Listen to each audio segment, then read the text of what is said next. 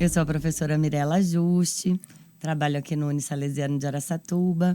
E hoje, junto com o professor Carlos, que já vai se apresentar, a gente inicia uma parceria entre os cursos de Psicologia e Direito. E a gente está a fim de falar sobre vários temas, né? Foi uma ideia do professor Carlos, eu tenho que confessar, que eu gostei muito.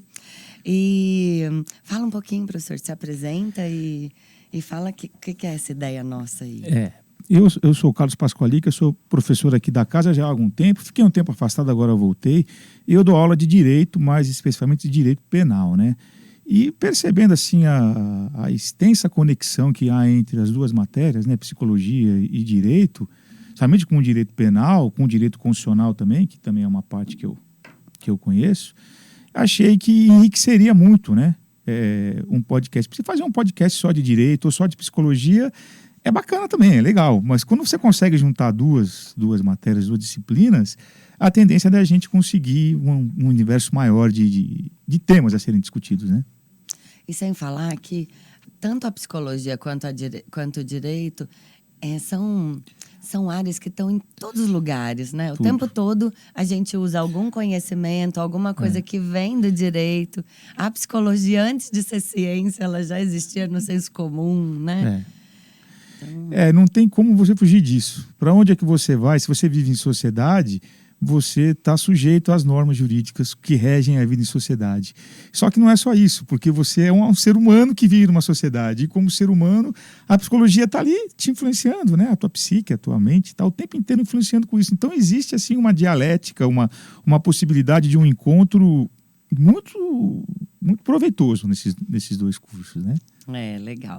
E a gente pensa em fazer não só esse encontro, né? Na verdade, esse encontro é para a gente começar, né? Para a gente se aquecer. Isso. E nós estamos frios ainda.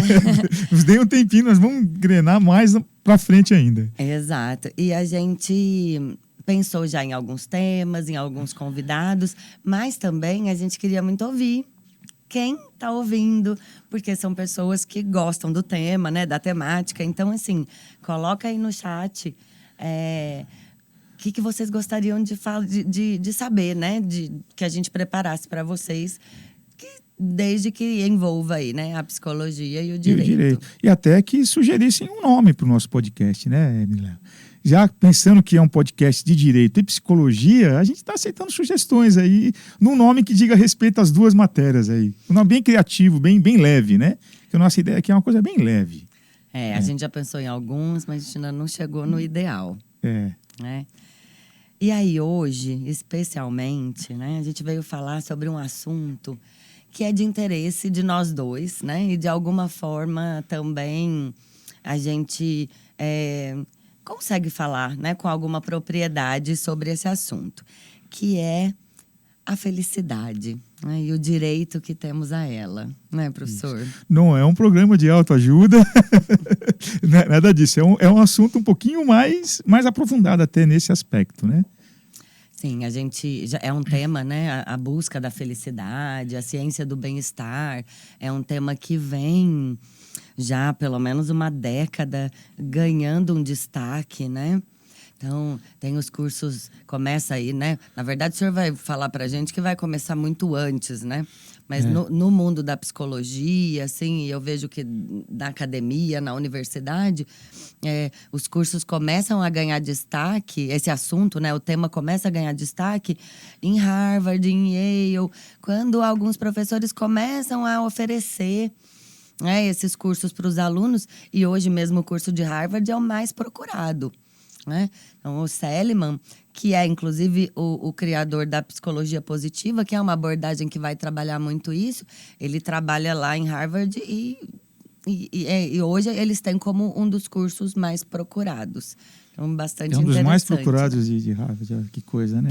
Curso de extensão. Não é uma formação acadêmica, né? É uma profissão, uma graduação. E as pessoas estão extremamente preocupadas com isso, né? Acho que elas estão fazendo uma autoanálise da vida delas e estão percebendo que elas precisam desse algo mais, né? A gente chama de felicidade, mas pode ser uma outra coisa, pode ser um outro nome, né? Até pedir para ti, o que seria essa felicidade? Então, pelo que, né, os teóricos vão falar do que a gente quer hoje, né, entender como felicidade. Desde sempre, né, tem aquele clichê de que a gente vive momentos de felicidade, que a gente não vive constantemente feliz, né? Se a gente pegar, a gente estava até conversando sobre o Abraham Maslow, que tem uma teoria muito interessante, que é a hierarquia das necessidades, que ele aponta os níveis de satisfação, né? Então, não tem jeito, por mais feliz que a gente esteja, uma hora a fome vai apertar, e aí a gente já entra num estado de desprazer.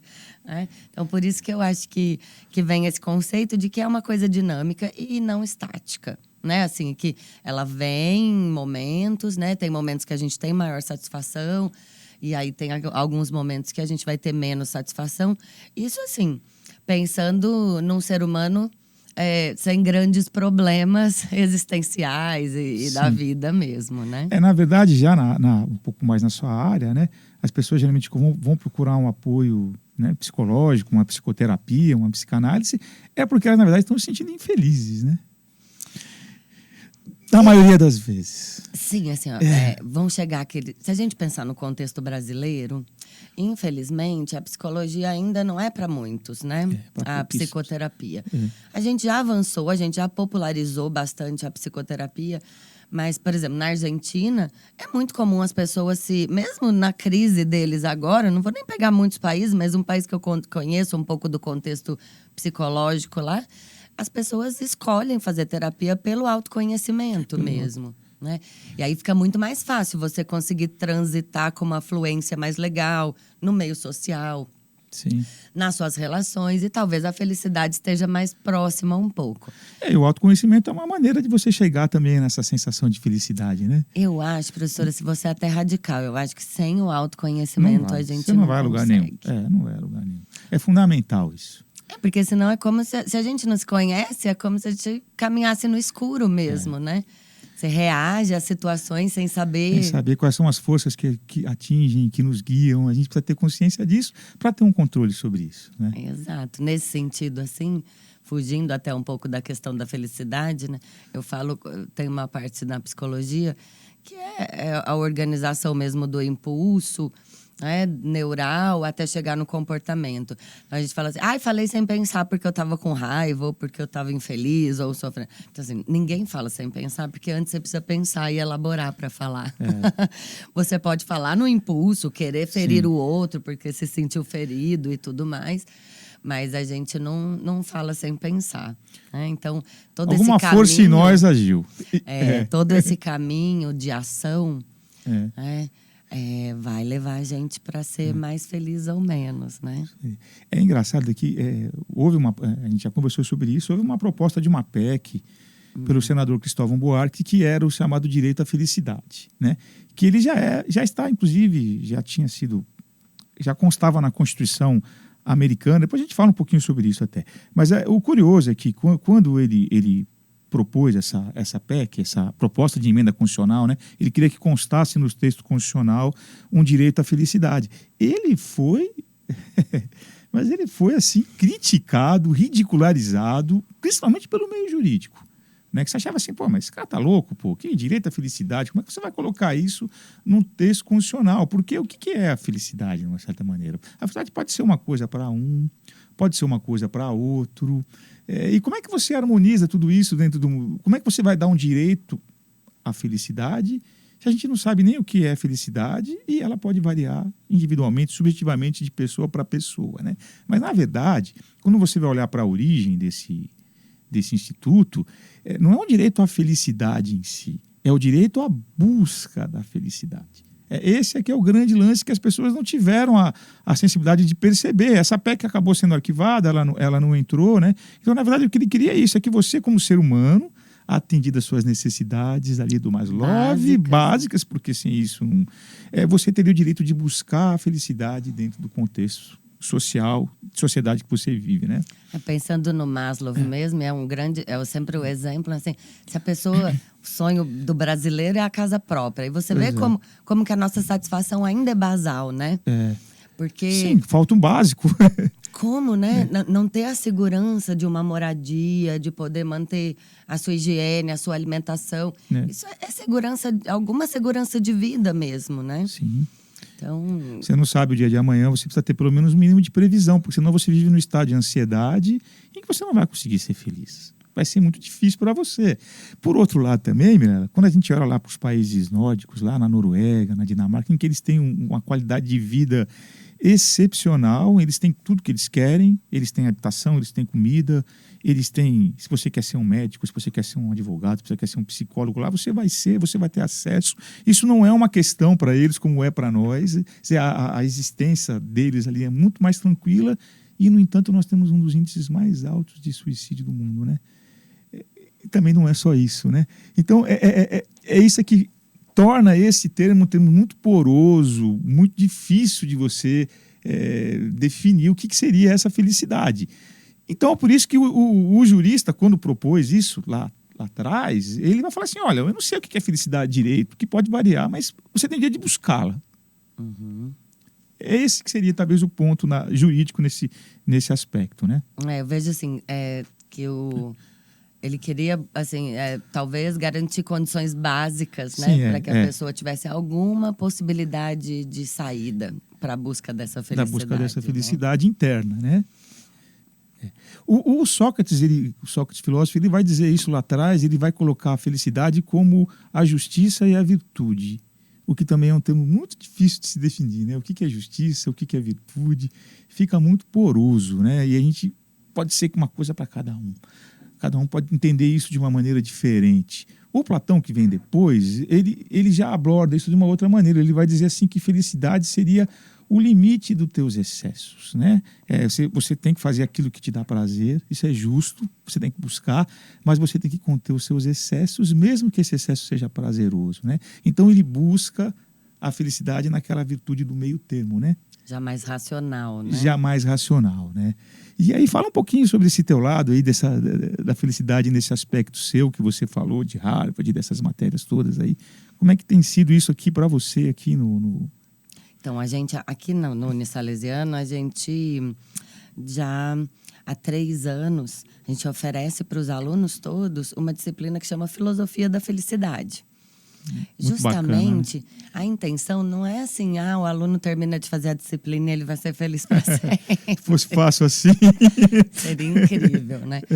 Mas ele é justamente o despertar para que você use racionalmente, pegando o Platão aí um pouquinho, não que ele seja a principal inspiração, mas que a gente consiga refletir e agir sobre as nossas escolhas, sobre as nossas ações, manter o foco no que é realmente importante para a gente, por exemplo, fazer o planejamento da vida e entender um pouco da gente mesmo, né? A psicoterapia ela não é o único caminho do autoconhecimento. Né? A gente pode meditar, a gente pode transcender através das religiões. E mesmo a autoajuda ficou muito mal falada, estigmatizada, coitada, né? Porque ela entrou muitas vezes ela entrou numa superficialidade, né? E assim, como tudo na vida tem o charlatanismo, o mercado que engole tudo, né? E aí tem as coisas sem qualidade. Mas a gente tem muita coisa que pode ajudar. Muita leitura, que às vezes nem chama de autoajuda, mas que leva a gente a se identificar com aquele personagem, né? Ou mesmo entender melhor sobre os nossos comportamentos. Nossos sentimentos, né?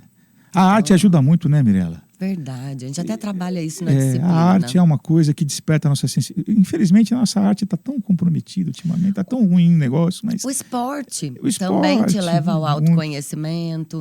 Então, eu acho que tem vários recursos e é um grande caminho, né? Então, nessa disciplina, a gente mostra um pouquinho para os nossos alunos o quanto que é importante olhar para isso. E aí, nesses 3 anos... eu já tive algumas respostas que foram bem legais. Assim, outro dia encontrei uma aluna de um dos cursos e ela veio, né? A senhora é a professora da felicidade, da filosofia da felicidade. Eu gostei muito da disciplina. Que bom que você gostou, eu disse para ela. E ela respondeu assim, professora, eu não sabia que eu era feliz. Que bom, né? Então... Você já fez alguém feliz, né? Ela se descobriu, se descobriu, né? Você que ajudou bom que ela se aproveitou. descobrir a felicidade. Também tem alguns exercícios, como fazer uma pequena meditação, ou apreciar alguns momentos simples da vida, como estar com alguém da sua família, aproveitar um pouco a natureza, o silêncio. Eu deixo aberto. Sair um pouco da cabeça, né, Mirella? No intelecto que ele fica circulando. A gente precisa ter um pouco mais de contato com o interior, né? Exato. Com outras coisas. Outras coisas. Às vezes até sair do interior também, né? Tem o aquelas que pessoas tá preso, que ficam muito no presas, interior, né? Precisam ir para fora. Você vê, cada um tem uma necessidade, né? Porque é difícil, por isso que é difícil o conceito, né? Por isso Fechar. Exato. É subjetivo, né? Não tem jeito. A gente sempre... E eu acho também que a gente sempre vai ter o que buscar de felicidade. O ser humano é infinito, a vida é infinita. Ela tem possibilidades que não acabam nunca. E ao mesmo tempo tem um outro extremo, né, professor? Que não é tão agradável de falar, mas a gente vive uma sociedade hedonista, então que visa o prazer, visa a satisfação. Então, o contrário disso, ele não é muito suportável, né? E aí ele gera sofrimento. Então, a gente vê hoje, né, uma sociedade que não lida, em geral, né, pensando também no Ocidente, que é a nossa referência. Porque se a gente vai...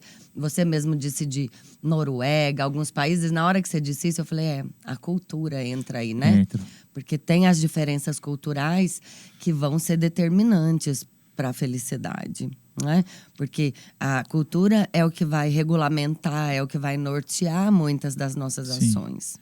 Nosso modo de enxergar a vida, né? A cultura pauta muito isso, né? Exato. Então, tem as diferenças, porém... O que a gente vê aqui, né, no Brasil, então, e na sociedade ocidental, a gente tem a referência da Europa, né, fomos colonizados por eles, então é muito do que a gente tem como cultura. E a intolerância, e aí a gente vai ver, né, a dificuldade de lidar com momentos de vazio existencial que todo mundo passa, né? Não sabem como preencher esse vazio. Ele vem e ele machuca bastante, né? Dificuldade em lidar com as frustrações. Aí você vê um aumento que foi substancial de suicídio, mas também de autolesão, né? Entre a juventude, cada vez de uma forma mais precoce. Aquela brincadeira da baleia azul, né? O que as pessoas se autolesionavam de uma maneira bem cruel até. Alguns casos até chegavam a se matar, né? Sim, teve casos, né? Casos graves ali. Você vê como essa pessoa ela não tá bacana, né? Ela não tá legal, né? Para chegar a um ponto desse, né? Como ela tá totalmente sem âncora nem nada, né? Perdida de uma tal maneira, né? E ela entrava num jogo de obediência a uma pessoa, né? Isso, então, se mutilando, se cortando. Porque sempre, assim, a gente sempre teve também aqueles exemplares humanos de nós que gostava da coisa mais macabra. Eu mesma adoro um filme de terror, viu? Adoro um caso criminal. Não, é bacana. Mexe com as nossas sombras isso, né? Com nossos instintos, isso é legal. Pensando num tema nosso, pensando num próximo tema, né? Essa questão das sombras. Então, assim, isso atrai, claro, porém... não é o sofrimento, né? A gente usa para diversão, por exemplo, assistir um filme de terror. Porém, a gente vê sofrimento mesmo, né? Então, as autolesões. E a gente vê muito nos jovens hoje uma intolerância à frustração mesmo. Tá demais, né? Essa geração que tá vindo, ela não tá conseguindo lidar com isso, né? É uma geração mais sensível, que se revolta, indigna diante de ações racistas, por exemplo, ou de maltrato animal. Então, assim, até mesmo de cuidado com o meio ambiente. Então, é uma galera que vem mais comprometida nesse ponto, mas quando precisa lidar com as dificuldades, tem muita dificuldade mesmo. Tá. Aproveitando esse que você falou, Mirella, tem uns links que a gente fala também sobre a felicidade, que vai surgir lá no campo jurídico, vai ocorrer com a criação da ONU em 1945, né? Porque aí o ser humano teve que fazer uma reflexão, né? Ele olhou para trás e viu aquilo que ocorreu nos campos de concentração, que foi foi uma desumanidade terrível, né? As pessoas não achavam que o ser humano ainda pudesse fazer aquele tipo de coisa, né? Antes da Primeira Guerra, já tinha uma ideia de que o mundo estaria resolvido, que as pessoas já tinham entrado numa harmonia interior, que isso não aconteceria mais. Teve a Primeira Guerra, depois teve a Segunda, que foi pior, foi terrível. A Segunda Guerra é o desfecho da Primeira, né? Com aquelas atrocidades que todos nós vimos, né? E aí o ser humano ficou perplexo, né? Ele falou assim, não, nós precisamos fazer alguma coisa com isso. Nós não podemos tolerar mais esse tipo de comportamento na sociedade, né? E aí começa a surgir, é o que vai ter repercussão na área jurídica, que vai ter relação com o direito à felicidade, que é o princípio da dignidade da pessoa humana. Todo o ordenamento jurídico brasileiro e no mundo, de maneira geral, global, ele gira em torno desse princípio, né?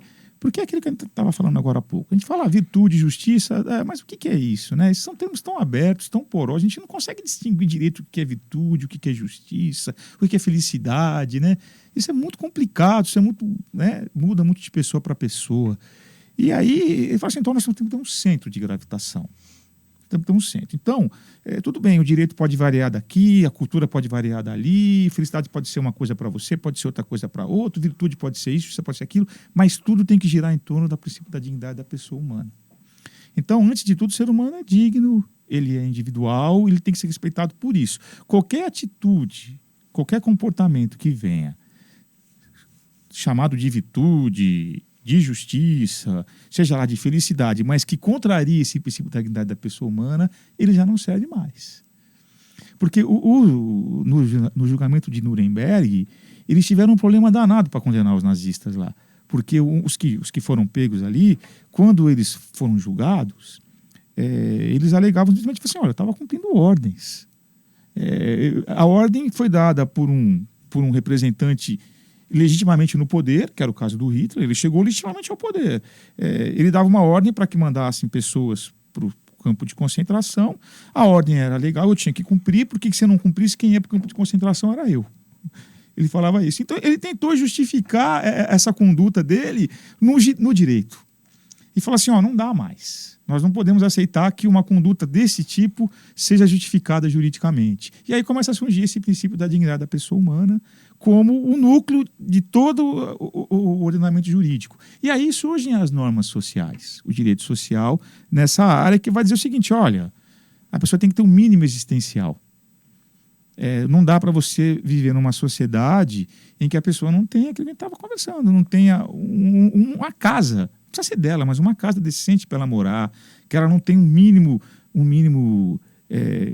de dinheiro, de recursos para conseguir comer 3 vezes ao dia. Como é que você pode viver numa sociedade que tolere esse tipo de coisa? Só que na hora que você vai colocar isso na prática, aí fica difícil, né? É diferente, né? Fica mais complicado. E você também tinha dito que tem alguma coisa que aconteceu lá em 1700 e pouco, que é anterior ainda, né? Na Constituição Americana, que ela é 1776. Ela vai ser a primeira Constituição que vai colocar isso, que é direito do homem à procura da felicidade. Ela vai colocar isso. E em 1793, depois da Revolução Francesa, isso é colocado também na Constituição Francesa como que é um direito do ser humano viver uma sociedade que proporcione felicidade. Nós não positivamos isso aqui, mas eles já positivaram lá, colocaram isso no texto. Sem nossa realidade é um pouco mais difícil para esse tipo de coisa, né? A gente não consegue muito... A gente precisa resolver nossos problemas sociais primeiro. Sim. Então, mas voltando na cultura, né?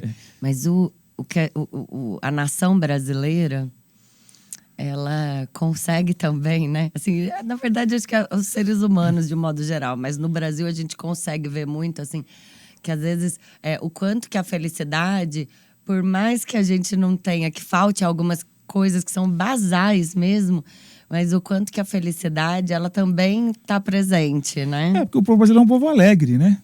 Ele é um povo, mesmo nas dificuldades, ele ainda consegue ser um povo alegre, né? Pensando até na questão do frio e do calor, né? De ser um país tropical, em contraponto lá com a Noruega, com os países nórdicos. Aqueles invernos de 8 meses em que a pessoa fica realmente com tendência para depressão, aquilo. né? Talvez essa seja a compensação que faça diferença para nós, né? Um pouquinho é isso, né? Eu acho que a gente. Que é uma. Na verdade, como você mesmo disse, assim, é complexo, né? O problema. Na verdade, até mesmo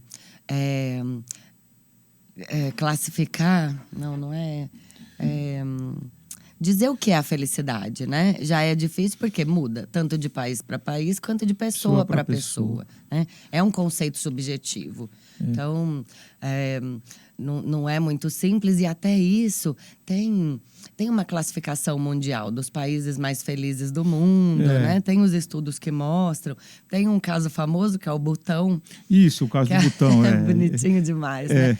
E assim, tanto o caso do Butão, que é mais anedótico, mas que eu acho uma referência bem bacana e eu uso na disciplina, quanto os estudos mesmo, como o da ONU, né? Que vão tentar categorizar o que é a felicidade então, alguns vão usar X indicadores. Assim, independente, a gente vê uma busca tanto de instituições quanto de pessoas. Então, no nível macro e no nível micro dessa busca, né? O que é você ser feliz numa sociedade e o que é você ser feliz individualmente, né?